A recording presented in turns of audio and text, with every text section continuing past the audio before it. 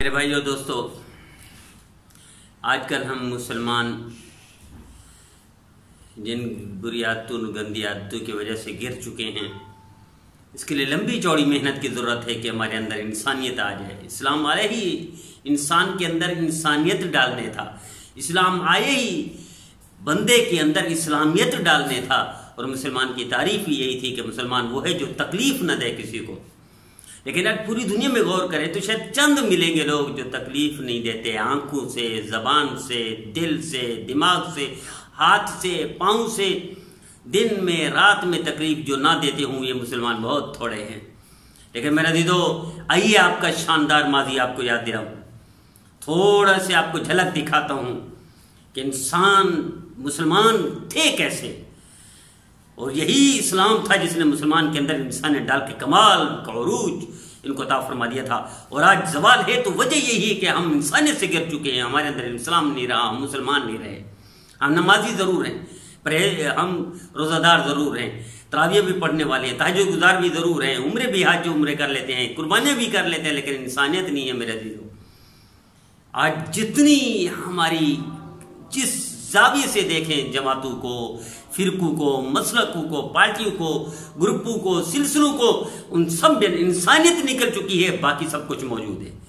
इस्लाम निकल चुका है, बाकी सब कुछ मौजूद है। मेरे अज़ीज़ों, मेरे दोस्त हैं, अटक के रहने वाले हैं, अब्दुल रज़ाक भी उनका नाम है, मलेशिया में रहते हैं। अल्लाह ने उनको बहुत नवाजा है, इतना बेशुमार सिफ़ात अता फरमाई जो मेरा दिल करता है मैं हर एक के लिए दुआ मांगू, अल्लाह ऐसी सिफ़ात सबको अता फरमा, ऐसी क्वालिटी खुसूसियत सबको अता फरमा। उन्होंने मुझे व्हाट्सअप की मैसेज, कहने की एक तकरीब थी, उसमें एक नौजवान यंग गया, एक जो बूढ़े थे उनके पास, बुजुर्ग, अस्सलाम वालेकुम। वालेकुम सलाम। मुझे पहचाना आपने? मैंने बेटा मैंने नहीं पहचाना आपको। मैंने मैं आपका शागिर्द हूँ और मैं उस्ताद हूँ, टीचर हूँ, और आप भी टीचर हैं, आप मेरे उस्ताद हैं। मैंने आपसे मुतासिर होकर टीचिंग का शुबा वो किया, मुंतखब किया। तो उन्होंने फरमाया वो जो टीचर थे, उस्ताद थे, कैसे मुझसे कैसे मुतासिर हुए? सिर्फ आपकी वजह से मैं टीचर बनाऊँ कि शोबा बड़ा अजीम है। अगर इस तरह के अजीम लोग इस शोबे में, तो यही शोबा अजीम है, मुझे इसी से मुहब्बत होगी। फरमान लगे कि ये जो नौजवान था, इस बूढ़े जो टीचर थे, रिटायर्ड थे, उनसे कहते हैं आपको याद नहीं है कि एक दिन क्लास में एक बच्चे की चोरी हुई थी और आपने सबको लाइन में खड़ा किया, दीवार के साथ सबकी आंखें बंद करवाई कि तलाशी लेंगे, और आपने तलाशी ली, सबकी आंखें बंद थी, सबके चेहरे दीवार की तरफ थे, और सबकी तलाशी लेते लेते जिसके जेब से वो चोरी थी, यानी घड़ी चोरी हुई थी या कोई चीज चोरी हुई थी, चुपके से निकाल कर फिर सबकी आंखें खोल दी गई। किसी को पता ना चला, कोई शर्मिंदा ना हुआ, किसी की बेइज्जती नहीं हुई, सबके इज्जत नफ्स का ख्याल रखा आपने। मैं इस वाक़े से इतना मुतासिर हुआ कि मैंने टीचिंग शोबे को मुंतखब कर लिया। तो उस्ताद ने कहा बेटा, मैंने जिस वक्त ये तलाशी शुरू ली थी, और मैंने तलाशी शुरू की, और ये भी आपको बता दूं कि मैंने भी अपनी आंखों पर पट्टी बांधी थी ताकि उस बच्चे से मुझे भी नफरत ना हो जाए, मेरे दिल में भी कोई थोड़ा सा बुग़्ज़ कीना ना आ जाए। तो मैंने अपनी आंखों पर भी पट्टी बांधी थी ताकि इनके कोई किसी को राज का पता ना चले कि चोरी किसने की है, जुर्म किसने किया है।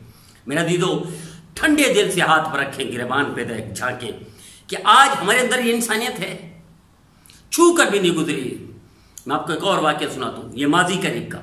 मुफ्ती आज़म पाकिस्तान मुफ्ती शफी साहब रहमतुल्लाह अलैह, हज़रत शेखुल इस्लाम मौलाना तकी उस्मानी साहब जो मेरे उस्ताद मोहतरम हैं, मौलाना तकी उस्मानी साहब दामद बरकातहू, वो अपनी किताब में लिखते हैं, मेरे वालिद मेरे शेख में, और उन्होंने अल बलाग रिसाले में भी ये मज़मून लिखा था हज़रत की रहलत के बाद।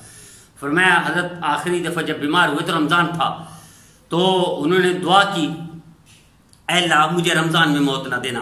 और वाकई मुफ्ती आज़म पाकिस्तान मुफ्ती शफी साहब रहमतुल्लाह रमज़ान में फौत नहीं हुए थे, शवाल में हुए थे।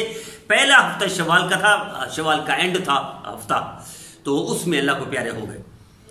तो हज़रत शेखुल इस्लाम साहब फरमाते हैं कि अब्बाजान ने कहा कि मैंने बार बार दिल में आया कि मैं दुआ मांगू, अल्लाह रमज़ान में मौत दे दे, चूँकि रमज़ान की मौत शहादत की मौत है, रमज़ान की मौत क़यामत तक हिसाब नहीं, रमज़ान की मौत बख्शिश की मौत है और मग़फ़िरत का परवाना मिल जाता है।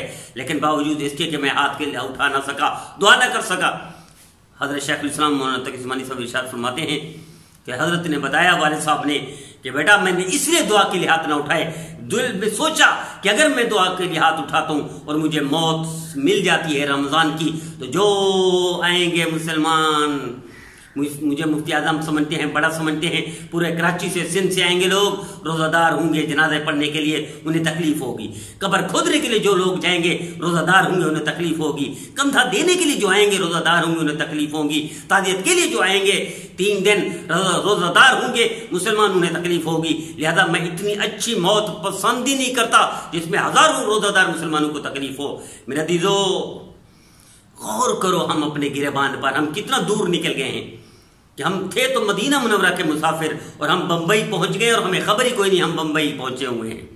हम इतना भटक गए, हम इतना दूर निकल गए इस्लाम से, इतना इंसानियत से निकल गए कि हमें याद ही नहीं रहा कि इंसानियत का दर्स क्या था। इस्लाम आया इंसान के अंदर इंसानियत डालने था, लेकिन आज हमारे अंदर सब कुछ है, इंसानियत नहीं रही। आइए इस भूले हुए सबक के जरिए हम आपको पैगाम देना चाहता हूं। आज से हम तय कर लें, मसला कोई भी हो प्यारे मुसलमान का, पार्टी ग्रुप कोई भी हो, सिलसिला कोई भी हो, खित्ता कोई हो, जबान कोई हो, शोबा कोई भी हो, लेकिन हम उससे नफरत नहीं करेंगे, हम तकलीफ दुख नहीं देंगे। हम झूठ की वजह से या इल्जाम और ताना देकर, गिबत करके, गाली देकर, दुख देकर किसी को दुख नहीं देंगे। मौत तक तौबा करते हैं और हम नबी करीम सल्लल्लाहु अलैहि वसल्लम की सुन्नत पर अमल करेंगे। मुसलमान वही है जो दुख और तकलीफ ना दे किसी को। आइए मैं भी बनूं, आप भी।